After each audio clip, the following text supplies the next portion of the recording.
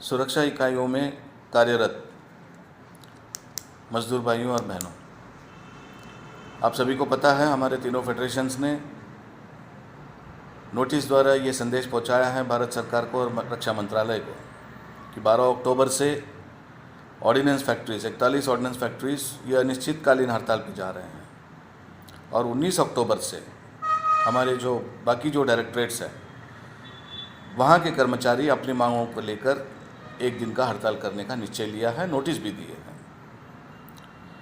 इस दरमियान फेडरेशन ने अपनी ओर से कई ऐसे संघर्षमय कार्यक्रम हम लोगों के बीच पहुंचाया है, जो हम लोग जो ट्रेड यूनियंस हैं इन सभी कार्यक्रमों को हम इसको अच्छी तरह लोगों के बीच में हम इन कार्यक्रमों को मना रहे हैं।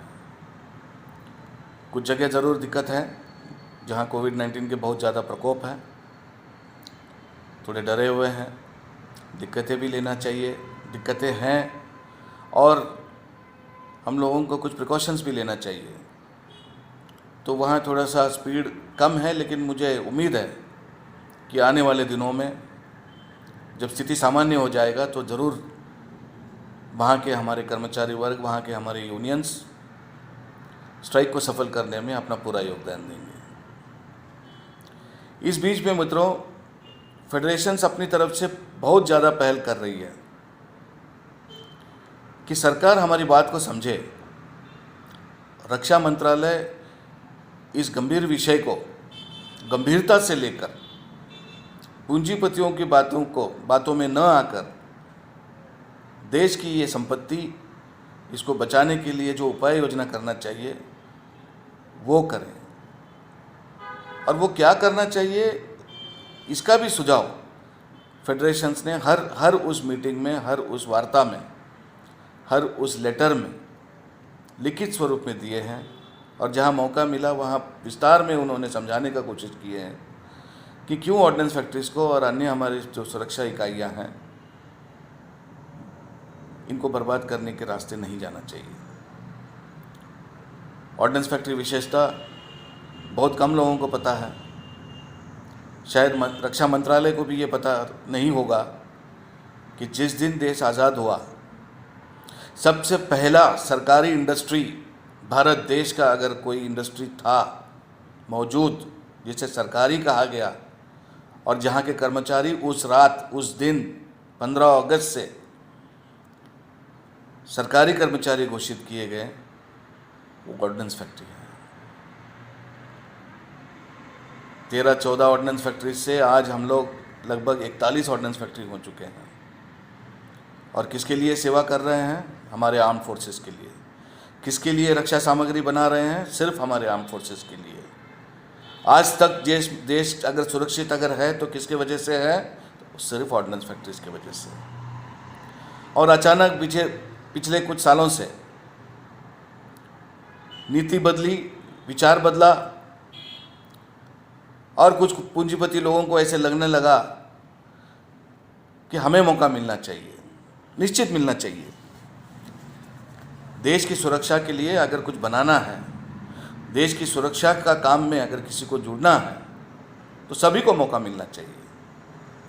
लेकिन ये कहीं का न्याय नहीं है कि पिछले 200 साल से जो इकाइयाँ, जो ऑर्डिनेंस फैक्ट्री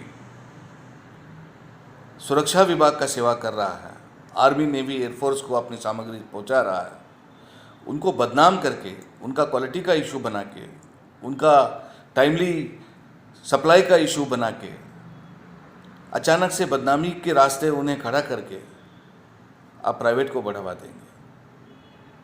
देश को पता है, क्योंकि आजकल सारा जानकारी इंटरनेट पे मौजूद है, नेट पे मौजूद है।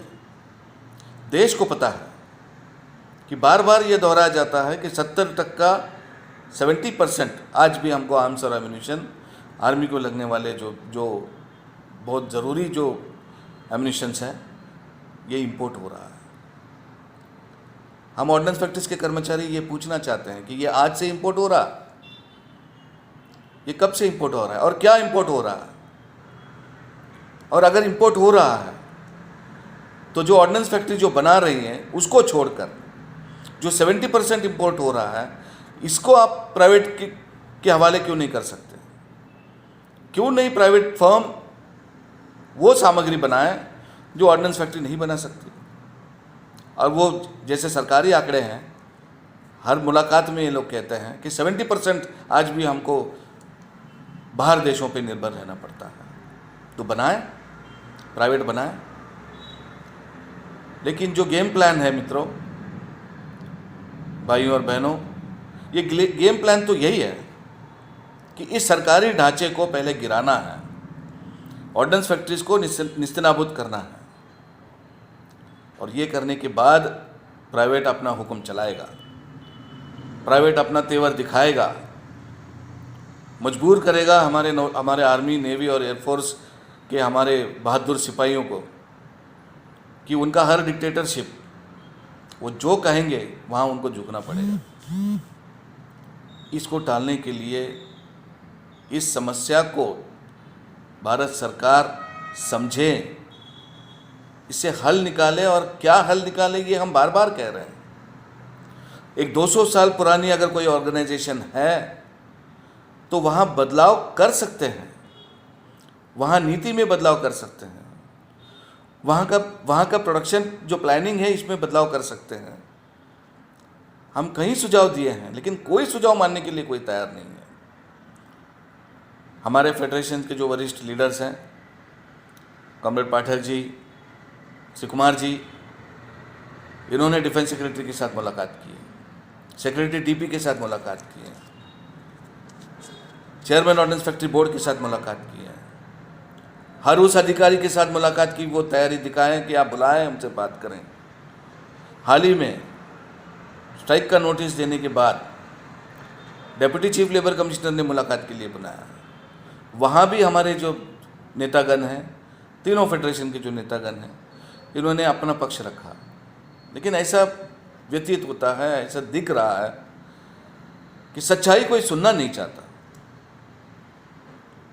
यही रट लगाए हैं कि हम लोगों का क्वालिटी ठीक नहीं है। कोई एक बहुत इक्का दुक्का हादसा अगर कोई हुआ है, उस हादसे को बार बार कुछ रिटायर्ड लोग जो आज प्राइवेट कंपनी के दलाल बन के घूम रहे हैं, वो कुछ पुरानी यादें, अच्छी बातें नहीं बताएंगे। 70 साल जो एमुनिशन उन्होंने ऑर्डिनेंस फैक्ट्रीज का इस्तेमाल किया उसके बारे में नहीं बोलेंगे। लेकिन कहीं कभार कुछ ऐसी घटना हो गई, कोई दुर्घटना हो गई, उसके बारे में बहुत ज़्यादा वो बखान करते हैं। अभी मित्रों 2-3 दिन पहले इसी रविवार प्राइवेट कंपनी का, निजी कंपनी का एक बम का, जो पोखरण का हमारा जो रेंज है, वहाँ प्राइवेट का एक बम का जो टेस्टिंग चल रहा था, वहाँ हमारा बैरल फट गया। 41 ऑर्डिनेंस फैक्ट्रीज के कर्मचारी ये जानते हैं कि ये मुमकिन है, ये हो सकता है। जो काम कर रहे हैं, जो लोग ये फील्ड में हैं, वो समझ सकते हैं कि ये मुमकिन है, और इसीलिए हम किसी को बदनाम नहीं करते। ये है कि उसमें जो भी फॉल्ट हुआ होगा, उस फॉल्ट को समझें, उसमें सुधारना करें और उसको मॉडिफाई करें, और एक अच्छा एमुनिशन हम हमारा आर्मी और नेवी एयरफोर्स को दें। लेकिन इसके विपरीत अगर एक्सीडेंट, ये अगर दुर्घटना, ये अगर घटना ऑर्डिनेंस फैक्ट्री ने दिया हुआ कोई बम की वजह से होता, तो जितने हमारे टीवी चैनल्स हैं, जितने हमारे वर्तमान पत्र हैं, ये हेडलाइंस में छाप देते हैं कि ऑर्डिनेंस फैक्ट्रीज का बनाया हुआ बम की वजह से आज एक बैरल फटा। ये बदनामी, ये ऑर्डिनेंस फैक्ट्रीज को ख़त्म करने की साजिश, ये लोग समझ नहीं रहे हैं कि आप देश का एक बहुत ही बड़ा रत्न, जो देश की एक संपत्ति है, आप इस संपत्ति को निस्तेनाबूद कर रहे हैं। मित्रों, ऐसे कई बार हुआ है। कई एम्यूनिशन ऐसे हैं जो हमने बनाना बंद कर दिया ऑर्डिनेंस फैक्ट्रीज ने, लेकिन अचानक से आर्मी, नेवी और एयरफोर्स को वो एम्यूनिशन चाहिए था। पूरा दुनिया घूम लिए हैं, सभी जगह उन्होंने रिक्वेस्ट भेजा कि अर्जेंटली ये एम्यूनिशन चाहिए, कहीं नहीं मिला। आखिरकार ऑर्डिनेंस फैक्ट्रीज के पास आना पड़ा, और ऑर्डिनेंस फैक्ट्रीज की तजुर्बा, ऑर्डिनेंस फैक्ट्रीज का एक्सपीरियंस, ऑर्डिनेंस फैक्ट्री का एक्सपर्टाइज, ऑर्डिनेंस फैक्ट्रीज का जो प्रिवेलिंग जो उनका जो सेटअप है, इस सेटअप को लेकर उनकी हर ज़रूरत को पूरा करने का कोशिश किया है ऑर्डिनेंस फैक्ट्री। ये नहीं कहा ऑर्डिनेंस फैक्ट्रीज के अधिकारी ने और कोई फैक्ट्री का जनरल मैनेजर ने कि ये तो बहुत पुराना एमुनिशन है, हमने इसको बनाना बंद कर दिया है। क्योंकि आर्मी को, एयरफोर्स को, नेवी को इसका ज़रूरत है। हमारा स्टाफ, हमारा बहुत ही टैलेंटेड वर्कर जी जान लगाकर आर्मी की उस ज़रूरत को, नेवी की उस ज़रूरत को पूरा करने का कोशिश किया है। मैं पूरा एक लिस्ट दे सकता हूँ जिसे नकारा, प्राइवेट ने नकारा, विदेश भी नकारा कि ये बन नहीं सकता, ये अब हो नहीं सकता। लेकिन ऐसा भी एम्यूनिशन ऑर्डिनेंस फैक्ट्रीज ने मुमकिन करके दिखाया है। ये हम पूछना चाहते हैं, कोई प्राइवेट कंपनी इसको करेगा? और किस दाम में ऑर्डिनेंस फैक्ट्रीज ने बनाया, इसका भी जांच कीजिए। मैं 2 आइटम ऐसे बता रहा हूँ, सिर्फ 2, वैसे तो बहुत है। नेवी को चाहिए था माइन मंडे का, इसकी दाम सुनोगे तो अजीब लगेगा आपको। लाखों में अगर हम लोग मांगते, ऑर्डिनेंस फैक्ट्री अगर कोट करता, अगर बिजनेस करना होता तो देने पड़ते, क्योंकि बनाने वाले सिर्फ हम ही हैं। जगौर का हमारा जो मिग है, इसको लगने वाला हमारा एक फ्यूज़ है, वो फ्यूज़ कहीं नहीं बना मित्रों, वो ये इंडियन ऑर्डिनेंस फैक्ट्रीज ने बना के दिया। इसका भी दाम अगर लाखों में अगर मांगते तो आर्मी दे देता, क्योंकि कहीं नहीं मिल रहा और उनको ज़रूरत था। लेकिन अगर आपको दाम हम कह दें तो किसी को यकीन नहीं होगा। वो इसलिए ये दाम कम था, ये दाम इसलिए फिक्स हुआ था क्योंकि ऑर्डिनेंस फैक्ट्रीज को मुनाफा नहीं कमाना है। ये देश के लिए समर्पित ऑर्गेनाइजेशन है। हम जो बना रहे हैं ये देश के लिए बना रहे हैं, मुनाफा के लिए नहीं। अब जो बातें सुनने में आ रही हैं कि कोई फ़ायदा नहीं ऑर्डिनेंस फैक्ट्रीज का, ये वेस्ट है, ये कुछ काम के नहीं, इस तरीके से जब कोई बात करता है तो हम मजदूर वर्ग इससे हताश हो जाते हैं। समझ में नहीं आता कि इसका जवाब कैसे दें और किसको दें। जहाँ जहाँ मैंने पहले ही बताया, जहाँ जहाँ मुमकिन है हमने ओपन चैलेंज किया है। कॉर्पोरेटाइजेशन की जब बात आई तो फेडरेशन के लीडर ने एक खुला चुनौती दिए हैं, अब बताइए आपको क्या चाहिए, आप बताइए आपको क्या बदलाव चाहिए, कौन करेगा बदलाव, कौन करेगा बदलाव? बदलाव तो भारत सरकार को करना है। इसमें अगर मॉडर्नाइजेशन लाना है तो पूंजी कौन लगाएगा? भारत सरकार को लगाना है। इसमें अगर आप कुछ एडिशनल एम्यूनिशन चाहते हो तो ये एडिशनल एम्यूनिशन कहाँ से आएगा? ये DRDO जब डिज़ाइन करेगा तभी तो ऑर्डिनेंस फैक्ट्री बनाएगा। R&D तो अभी ऑर्डिनेंस फैक्ट्रीज ने शुरुआत की है, लेकिन पहले तो कानून यही था कि DRDO डिज़ाइनिंग करेगा, ऑर्डिनेंस फैक्ट्री मैन्युफैक्चर करेगा, और इसका जो हम जो भी सामग्री उत्पादन करते हैं, इसका फाइनल सर्टिफाइंग अथॉरिटी जो है वो आर्मी का होगा, नेवी का होगा, एयरफोर्स का होगा। तो इतना बढ़िया सेटअप सरकार के अधीन रहते हुए इस ऑर्डिनेंस फैक्ट्रीज को, 41 ऑर्डिनेंस फैक्ट्रीज को बर्बाद करने का जो षड्यंत्र है, इस षड्यंत्र के खिलाफ देश को उठना चाहिए। हर उस नौजवान को इस बात को समझना चाहिए कि जो दिख रहा है वो सच्चाई नहीं है। सच्चाई वो है जो हम बखान कर रहे हैं। अगर सरकार नहीं होगी तो किस पे जोर चलाएंगे हम? जब वॉर लाइक सिचुएशन हो जाएगा, जब हमारे दुश्मन हम पे हमला करेंगे, तब किस पे जोर चलाएंगे? जोर तो सरकार नौकर पे ही चला सकता है। सरकार अपने आदेश सरकारी नौकर को दे सकती है कि आपको ये आदेश दिया जाता है कि हमें ये चाहिए, और हम सरकारी नौकरी रहने की वजह से, सरकारी नौकर रहने की वजह से, इस देश के प्रति समर्पित रहने की वजह से हम पूरी जान लगाकर उस आदेश का पालन करते हैं। मैं ये इसलिए बातें आपको बता रहा हूँ क्योंकि कुछ लोग हमारे बीच आज भी इस बात को लेकर सीरियस नहीं हैं। उनको लग रहा है कि अब सब कुछ हो चुका है तो स्ट्राइक करने में क्या मतलब है। स्ट्राइक करने का वही मतलब है जो आज वर्तमान पत्र में आज आपको पढ़ने मिल रहा है, जो निर्णय आपको सुनाया जा रहा है। 23 public sector undertakings, 23 public sector undertakings, ये एक तो बंद होने के कतार पे है या ये प्राइवेट को चले जाएंगे, बिके जाएंगे, बेच देंगे। मैं उन लोगों को बोलना चाहता हूँ जो समझ रहे हैं कि सब कुछ ठीक हो जाएगा, सब अच्छा हो जाएगा। आपको फिर से समझा रहा हूँ, हम जो बनाते हैं ये आम सड़क पर नहीं बिक सकता।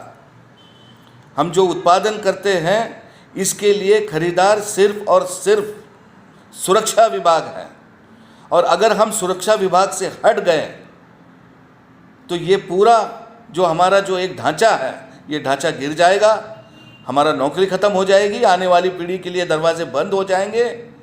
आज जो एम्यूनिशन बन रहा है कल यहाँ कुछ और बनेगा, इसको सिक यूनिट डिक्लेयर करेंगे और फिर इसकी जो ज़मीन है, हज़ारों लाखों एकड़ जो ज़मीन है जिसके ऊपर सभी की नज़र है, ये ज़मीन हड़पने का काम ये प्राइवेट लोग करेंगे, क्योंकि तब तक ये तो ख़त्म हो चुका होगा।